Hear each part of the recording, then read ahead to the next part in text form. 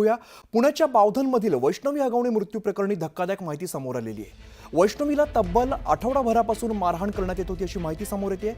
यातली धक्कादायक बाब म्हणजे वैष्णवीच्या अंगावर 1-2 नव्हे तर तब्बल 30 मारहाणीच्या खुणा आहेत। यातील 15 जखमा या मृत्यूच्या आधीच्या आहेत तर 11 जखमा मृत्यूच्या 5 ते 6 दिवसांपूर्वीच्या असल्याची माहिती समोर आली आहे।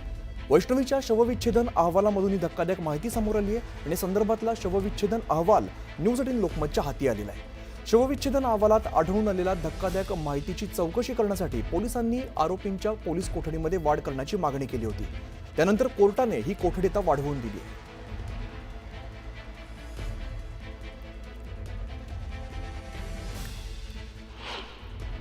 दरम्यान शरीरावरती मारहाणीचे जवळपास 30 व्रण आहेत, त्यामध्ये 15 जखमा या मृत्यूच्या 24 तासातील आहेत तर शरीरावरील मोठी जखम मृत्यूच्या 4 ते 6 दिवसातली असल्याचं या अहवालामध्ये म्हटलेलं आहे। दरम्यान 11 जखमा या मृत्यूच्या 5 ते 6 दिवस आधीच्या आहेत। यामध्ये मानेचं हाड मोडलेलं आहे, शरीरावरती अनेक ठिकाणी जखमा आहेत आणि शरीरावरती अनेक ठिकाणी रक्त साकळलेलं सुद्धा दिसतंय।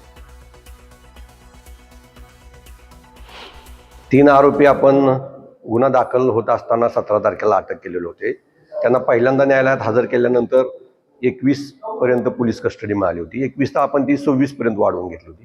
काल पुन्हा एकदा आपण पोलीस कस्टडी वाढवून मिळण्यासाठी न्यायालयात अहवाल सादर केला होता। त्याच्यात मयत ही शरीरावर असणाऱ्या ज्या जखमा आहेत त्यातील काही जखमा ह्या जुन्या स्वरूपाच्या जखमा आहेत, त्याच्या अनुषंगाने तपास करण्यासाठी आपल्याला यांचा रिमांड मिळावा असा आपण काल युक्तिवाद केला होता।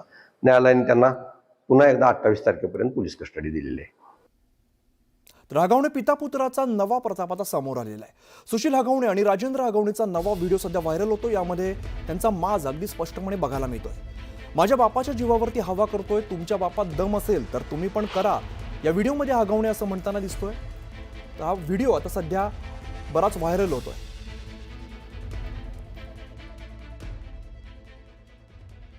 लोक मला म्हणतात बापाची जीवावर हवा करतो। बाप माझा मी हवा करेल नाही तर काही पण करेल। तुमच्या बापात दम असेल तर तुम्ही पण करा। तर वैष्णवी हगवणे प्रकरणामध्ये आरोपी करण्यात आलेल्या करिश्मा हगवणेचा मित्र निलेश चव्हाण पिंपरी चिंचवड पोलिसांच्या हातावरती तुरी देऊन फरार झालेला आहे। पुणे पोलीस सुद्धा निलेश चव्हाणच्या मागावरती आहेत, मात्र अजून निलेश चव्हाण याच्या मुसक्या आवळण्यात पोलिसांना यश आलेलं नाहीये। त्यामुळे आता या प्रकरणामध्ये पिंपरी चिंचवड पोलिसांची सुरुवातीपासूनच बेजबाबदार भूमिका राहिलेली असल्याचं बोललं जात आहे। दरम्यान मयुरी हगवणेच्या तक्रारीनंतर दाखल गुन्ह्यांमध्ये तब्बल 239 दिवसांनंतर सुद्धा आरोपपत्र पाठवणं किंवा वैष्णवीच्या कुटुंबाच्या तक्रारी दाखल करून आरोपी अटक करण्यात आलेली दिरंगाई असो, पिंपरी चिंचवड पोलिसांच्या नाकर्तेपणा या सगळ्या प्रकरणामध्ये दिसून आलेला आहे।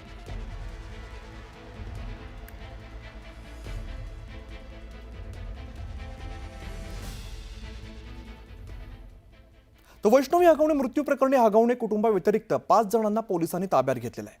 फरार असताना राजेंद्र हगवणेला मदत केल्याप्रकरणी पोलिसांनी कारवाई केलेली आहे। तर कर्नाटकचे माजी ऊर्जा मंत्री वीरकुमार पाटील यांचा मुलगा प्रीतम पाटीलला अटक करण्यात आलेली आहे। तर वडगाव मावळमधील मोहन उर्फ बंडू भेगडे याला लोणावळ्यातील बंडू फाटक, साताऱ्याच्या पुसेगावमधील अमोल जाधव आणि राहुल जाधव अशा 5 जणांना पोलिसांनी बेड्या ठोकलेल्या आहेत। वैष्णवीच्या मृत्यूनंतर फरार राजेंद्र हगवणेला त्यांनी मदत केल्याची माहिती समोर आल्यानंतर पोलिसांनी कारवाई केलेली आहे। मोहन उर्फ बंडू उत्तम भेगडे हा वडगावचा आहे, मावळचा आहे। तर बंडू लक्ष्मण फाटक हा लोणावळ्याचा आहे।